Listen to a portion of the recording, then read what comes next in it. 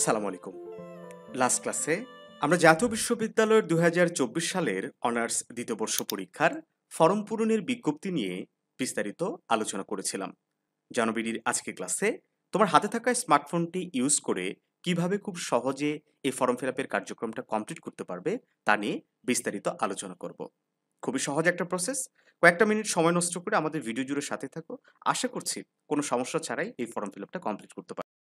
যেখানে সকলের হাতে হাতে স্মার্টফোন রয়েছে, সেখানে কম্পিউটারের দোকানে লাইন দিয়ে এই ফর্ম ফিল আপ কমপ্লিট করার কোনো মানেই হয় না।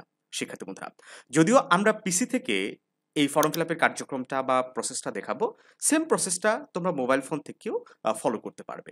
এজন্য শুরুতেই চলে যেতে হবে তোমার হাতে থাকে স্মার্টফোনটির গুগল সার্চ বারে এবং টাইপ করতে হবে NUEMS, অর্থাৎ national university examination management system. Then search করলে বেশ কয়েকটা ওয়েবসাইটের লিঙ্ক তোমার সামনে আসবে। তবে শুরুতেই একদম শুরুতেই যে ওয়েবসাইটটা দেখতে পাচ্ছ nu.emasc.bd, এই যে ems.nu.ac.bd, এইটাতে তোমাকে ক্লিক করতে হবে। এই যে দেখতে পাচ্ছ স্টুডেন্ট লগ ইন, এখানে ক্লিক করা মাত্রই আমাদের সামনে এরকম একটা উইন্ডো ওপেন হবে। বেশ কয়েকটা দিন সার্ভার ডাউন ছিল, কোনোভাবেই এই পৃষ্ঠাতে ঢোকা যাচ্ছিল না, যার কারণে আমাদের ভিডিওটা আপলোড করতে একটু সময় লাগলো। শিক্ষার্থী বন্ধুরা, এখান থেকে তোমরা তোমাদের রেজিস্ট্রেশন নাম্বারটা নির্ভুলভাবে টাইপ করে দিবা। আমি আমার একটা স্টুডেন্টের আবেদন করে দিচ্ছি, সো আমি এটা টাইপ করে দিচ্ছি। ওকে, দেন হচ্ছে 9146। ওকে, রেজিস্ট্রেশন নাম্বার দেওয়ার পরে এই যে সাবমিট অপশন তুমি বাটনটা দেখতে পাচ্ছ, এখানে সাবমিটে ক্লিক করবা।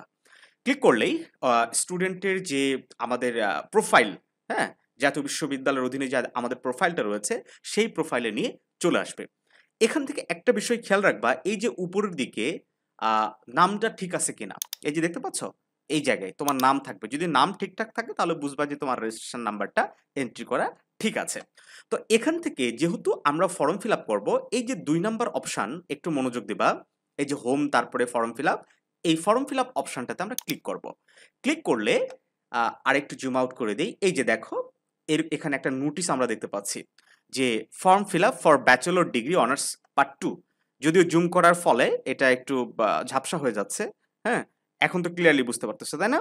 এই যে শুরু হয়েছে আগস্ট হচ্ছে ২৭ তারিখে, আর লাস্ট হচ্ছে সেপ্টেম্বরের ১৮ তারিখ। অর্থাৎ সেপ্টেম্বরের ১৮ তারিখের মধ্যেই অবশ্যই তোমাকে এই ফর্ম ফিল আপটা কমপ্লিট করে ফেলতে হবে। না হলে কিন্তু পরবর্তীতে আবার হয়তো একটা ডেট দিবে, কিন্তু জরিমানা গুনতে হবে। তো এখান থেকে আমরা সিম্পলি চাইলে আমরা নোটিশটাও দেখতে পারি, অথবা সরাসরি যেহেতু আমরা নোটিশ আগে দেখছি, এই যে অ্যাপ্লাই নাও বাটন তোমরা দেখতে পাচ্ছ, এই অ্যাপ্লাই নাও ক্লিক করতে হবে। ক্লিক করা মাত্রই আমাদের এরকম একটা পেজে নিয়ে চলে আসবে। এখানে তোমার সাবজেক্ট, তোমার পার্সোনাল যে ইনফরমেশন গুলো আছে, সবগুলো এখানে বিস্তারিতভাবে শো করবে। তো এখান থেকে যে সবচেয়ে গুরুত্বপূর্ণ বিষয়টা, সেটা হচ্ছে তোমার সাবজেক্ট গুলা ভালো করে মিলিয়ে দেখা, এবং অপশনাল যে সাবজেক্টটা, অর্থাৎ ইলেকটিভ যে সাবজেক্ট তোমার আছে, এই সাবজেক্টটাকে ভালো করে সিলেক্ট করে দিতে হবে। তুমি যদি মনে করো তোমার সমাজকর্ম সাবজেক্ট আছে, তাহলে সমাজকর্মই তোমাকে এখানে সিলেক্ট করতে হবে।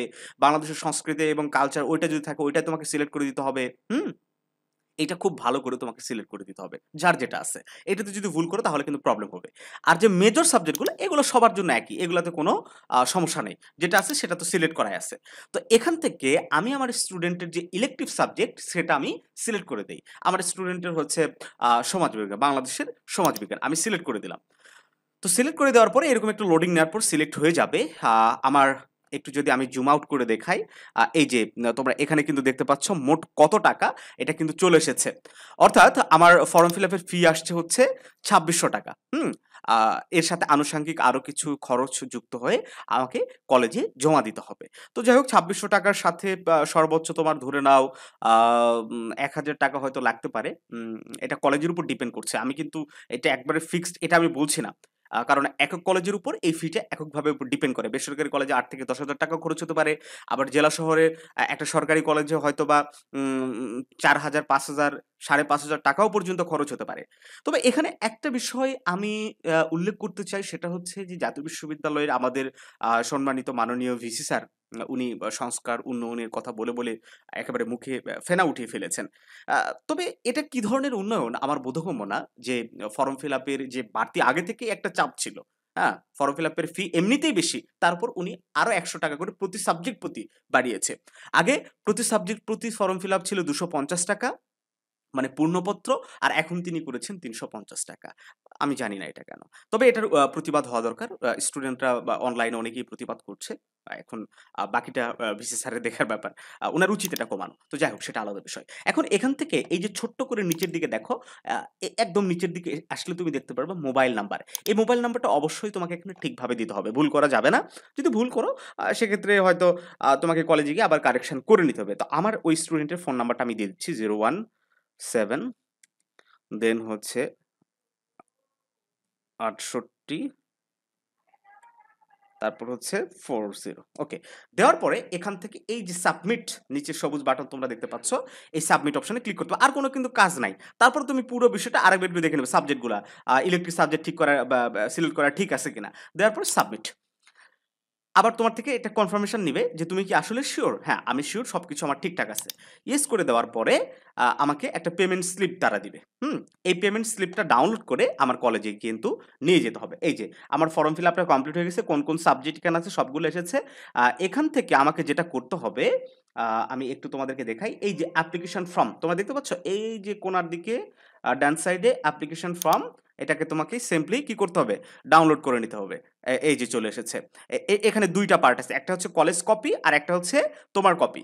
তো কলেজ কপিটা কলেজে জমা দিতে হবে আর টাকা সহকারে, ছবি সহকারে, আর যেটা মেইন কপি মানে তোমার যেটা কপি সেটা তোমাকে রেখে দিতে হবে। আমি আবারও বলছি, যেটা উপরে লেখা আছে স্টুডেন্ট কপি, এই যে তুমি দেখতে পাচ্ছ স্টুডেন্ট কপি আর হচ্ছে একটা কলেজ কপি। তো এই নিচের কপিটা কলেজে জমা দিতে হবে সিগনেচার করে, আর উপরেরটা তোমার নিজের কাছে হয়তো রাখতে হবে। হ্যাঁ? তো এখানে একটা বিষয় তোমাকে খেয়াল রাখতে হবে সেটা হচ্ছে যে ছবি দিতে হবে কিন্তু কলেজে, এবং তোমার ক্লাস রোল, তোমার যে কলেজের ক্লাস রোল এটা তোমাকে জানতে হবে ওই ফিটা দেওয়ার ক্ষেত্রে। হয়তো কম্পিউটারের কোনো নিকটস্থ দোকান থেকে কম্পিউটারের দোকানে অবশ্যই যেতে হবে এই টাকাটা দেওয়ার জন্য, অথবা প্রিন্ট আউট করার জন্য, অথবা তুমি সরাসরি ডিপার্টমেন্টের মামাকেও এই কাগজ এবং টাকাটা দিয়ে দিতে পারো। তবে ছবি কোনো কলেজে ১ কপি লাগে, কোনো কলেজে ২ কপি। এই ছবিটাও কিন্তু পাসপোর্ট সাইজের ছবি তোমাকে সাথে নিয়ে যেতে হবে। এবং যখন তোমার ফর্ম ফিল আপটা কমপ্লিট হবে তখন তোমার ফোনে কিন্তু একটা মেসেজ আসবে। কত টাকা পেমেন্ট হইছে। যখন মেসেজ আসবে তখন তুমি বুঝবা যে না তোমার ফর্ম ফিল আপটা একদম কমপ্লিট হয়ে গেছে। তো এখান থেকে আমি এই ফর্মটা ডাউনলোড করে রাখতে হবে। পরবর্তীতে যেকোনো একটা প্রিন্টারের দোকান থেকে আমি এটা প্রিন্ট আউট করে নিয়ে কলেজে জমা দিলেই ফর্ম ফিল আপটা আমার কমপ্লিট হয়ে যাবে। তো যাই হোক শিক্ষার্থী বন্ধুরা, এই তো ছিল। কত সহজ একটা বিষয় দেখো, এইটার জন্য আসলে কম্পিউটার দোকানে গিয়ে সার্ভার ডাউন, ভিড়, হ্যাঁ? ওয়েট করা এটার কোনো প্রয়োজন নাই। রিল্যাক্স। তোমার হাতে স্মার্টফোন আছে। খুবই সহজ একটা প্রসেস বিশ্ববিদ্যালয় কর্তৃপক্ষ সহজ করে দিয়েছে। তুমি কেন এসব দৌড়াদৌড়ির মধ্যে যাবা? তো যাই হোক শিক্ষার্থী বন্ধুরা এটা করে নাও। আর তোমাদের বহুল আকাঙ্ক্ষিত এক্সাম ব্যাচে ভর্তি কিন্তু আমরা শুরু করে দিয়েছি। তোমরা যদি চাও এক্সাম ব্যাচে ভর্তি হতে পারো। স্ক্রিনে দেওয়া হোয়াটসঅ্যাপ নাম্বারে যোগাযোগ করো। সেই সাথে অনার্স সেকেন্ড ইয়ারের সকল ডিপার্টমেন্টের সকল সাবজেক্টের চূড়ান্ত শর্ট সাজেশনগুলো আমাদের কিন্তু রেডি হয়েছে। কারণ পরীক্ষা নভেম্বরেই হবে একদম নিশ্চিত থাকবে। অক্টোবরেও আসতে পারে, অক্টোবরের শেষ দিকেও হতে পারে। সো পরীক্ষার যে চূড়ান্ত প্রস্তুতি সেটা কিন্তু গ্রহণ করা শুরু করে দাও। এর বাইরে যদি ফর্ম ফিল আপ নিয়ে যদি কোনো প্রশ্ন থাকে অবশ্যই তোমরা আমাদের কমেন্ট করে জানাতে পারো। প্রয়োজনে আমরা আবারও একটা ভিডিও তোমাদের জন্য মেক করে দিব। ভালো থেকো সবাই। দেখা হচ্ছে নতুন কোনো ভিডিওতে।